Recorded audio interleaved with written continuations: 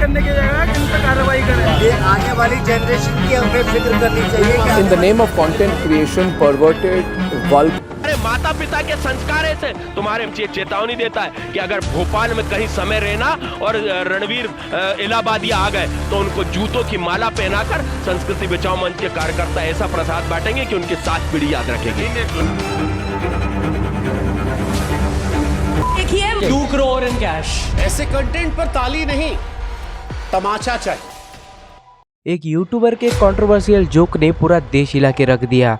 Twitter से लेकर news channel तक हर जगह यही डिस्कस हो रहा है कि रणवीर इलाहाबादिया ने क्या सही किया, क्या गलत किया।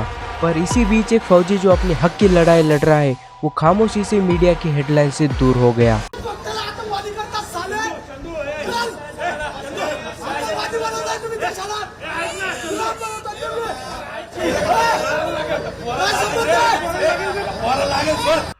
क्या आपने कभी चंदू चौहान का नाम सुना है?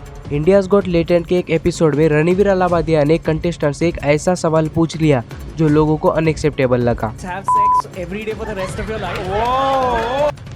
सोशल मीडिया पर आउटरीच मच गया और उनके खिलाफ हर जगह पर पुलिस कंप्लेंट फाइल होने लग गई। उनके जगह जगह पर पुतले जलने लगे, उनके खिलाफ नारे लगने लग गए।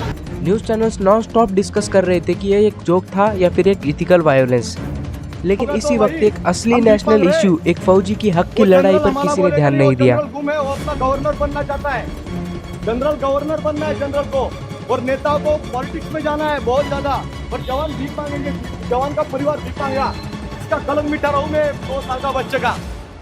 चंदू चौहान जो इंडियन आर्मी का एक जवान था, सिस्टम के अगेंस्ट अपने हक की लड़ाई लड़ रहा था, लेकिन किसी मीडिया हाउस ने उस पर प्राइम टाइम नहीं दिया। भारत में एक तरफ एक यूट्यूबर के जोक पर देश भर के लोग आउटरीच एक्सप्रेस कर रहे थे, यहाँ तक कि महाराष्ट्र के सीएम ने भी उस टॉपिक के ऊपर बात की। बहुत भद्दे तरीके से कुछ चीजों को कहा गया है, प्रेजेंट किया गया है। फ्रीडम ऑफ स्पीच सभी को है, लेकिन हमारी फ्रीडम वहाँ समाप्त हो जाती है जब हम किसी और के फ्रीडम पर इंक्रोच करते हैं। और दूसरी तरफ एक फौजी जो देश के लिए लड़ चुका है, उसकी आवाज दबाई जा रही थी। वो महीनों से प्रोटेस्ट कर रहा है लेकिन कोई भी उसके ऊपर ध्यान नहीं दे रहा है। वो महाराष्ट्र के मुख्यमंत्री से बात करने के लिए वो भीख मांग रहा है, लेकिन महाराष्ट्र के सीएम उसके साथ बात करना तो छोड़ो, उसके टॉपिक के ऊपर बात भी करना नहीं चाहते। तो चलिए जानते हैं कि चंदू चौहान कौन है। चंदू चौहान महाराष्ट्र के धुले में रहते हैं। उनके माँ बाप उनके बचपन में ही गुजर गए थे। वो माँ बाप गुजरने के बाद उनके दादा दादी ने उनको पाला और उनको एक भाई भी है जिसका नाम है भूषण चौहान। चंदू चौहान 2016 में राष्ट्रीय राइफल के 37 बटालियन में थे, तब उनकी उम्र तकरीबन 23 थी। 28 सितंबर 2016 को भारत ने सर्जिकल स्ट्राइक कर दी और हर तरफ सर्जिकल स्ट्राइक की बात हो रही थी, लेकिन चंदू चौहान का कहीं पर भी पता नहीं था।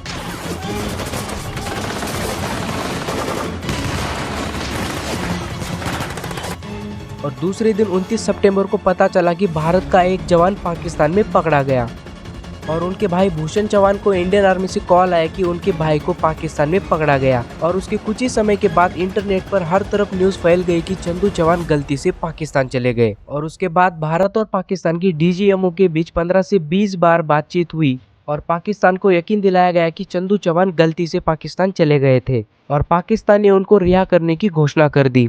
वो तकरीबन 3 महीने 21 दिन पाकिस्तान में रहकर भारत वापस आ गए। उनको वहाँ पर बहुत ही ज़्यादा टॉर्चर किया गया। वहाँ से आने के बाद उनको 2 महीने की छुट्टी दी गई और उसके बाद उनका कोर्ट मार्शल हो गया। बताया गया कि चंदू चौहान लड़ाई के बीच अपने बटालियन से भाग गए थे और उनको 2 महीने की सजा दी गई। लेकिन चंदू चौहान ने महाराष्ट्र के विट्ठल कांगणे सर के यूट्यूब चैनल पर बताया कि वो पाकिस्तान के 2 जवानों को मार दिए थे और उसी लड़ाई के बीच पाकिस्तान चले गए। कोर्ट मार्शल होने के बाद सेना में उनकी तरफ देखने का नजरिया बदल गया। उनसे सीनियर ऑफिसर्स उनके घर का काम करने लगाते थे, लेकिन चंदू चौहान ने मना कर दिया। और फिर चंदू चौहान को डिसिप्लिन में ना रहने की वजह से उनको फिर से सेना से निकाला गया। उन पर 5 कंप्लेंट्स थी। नंबर 1 डिसिप्लिन में ना रहना, नंबर 2 ऑन ड्यूटी ड्रिंक्स करना, नंबर 3 सीनियर ऑफिसर्स की ना मानना, नंबर 4 ऑन ड्यूटी बटालियन से भाग जाना। लेकिन चंदू चौहान का मानना है कि ये सब उन पर झूठे आरोप लगाए गए हैं। उन्होंने विट्ठल कांगणे सर के चैनल पर खुद बोला है। तो चलिए जानते हैं कि चंदू चौहान ने सरकार से कौन से मांगे मांगी है। नंबर 1, जब सेना से किसी भी जवान को बर्खास्त किया जाता है तब ऑडियो या फिर वीडियोग्राफी होनी चाहिए ताकि किसी को भी गलत तरीके से ना निकाला जाए। नंबर 2, सेना से निकालने के बाद उनको पेंशन देना होगा। नंबर 3, निकाले गए जवानों को पुलिस वेरिफिकेशन में बर्खास्त किया हुआ आता है, जिसकी वजह से उनको कहीं पर भी जॉब नहीं मिलती। लेकिन भारतीय संविधान के हिसाब से आर्टिकल 16 से उनको कहीं पर भी काम करने का पूरा हक है। नंबर 4, आर्टिकल 2021 के हिसाब से राज्य सरकार निकाले गए जवानों को आदर्श सम्मान देकर उनको गवर्नमेंट जॉब देना होगा। नंबर 5, देश में कितने जवानों को निकाला गया और किस तरीके से निकाला गया, सबका जवाब देना होगा। यह बस एक चंदू चौहान का केस नहीं है, उनके ज़रिए ना जाने कितने लोगों की मदद हो सकती है। उनका एक यूट्यूब चैनल है जिसका नाम है चंदू चौहान। उस पर बहुत सारे निकाले गए जवानों ने उनके साथ बात की और उनके सरकार के खिलाफ उठाए गए आवाज़ पर उनका साथ दिया। लेकिन हमारे देश की मीडिया को किस कंटेंट क्रिएटर ने क्या किया, यही दिखाने में फुर्सत नहीं है। यह सिर्फ एक केस नहीं है, यह एक मिसाल है कि कैसे हमारी मीडिया और पब्लिक डिस्कस प्रायोरिटीज करती है।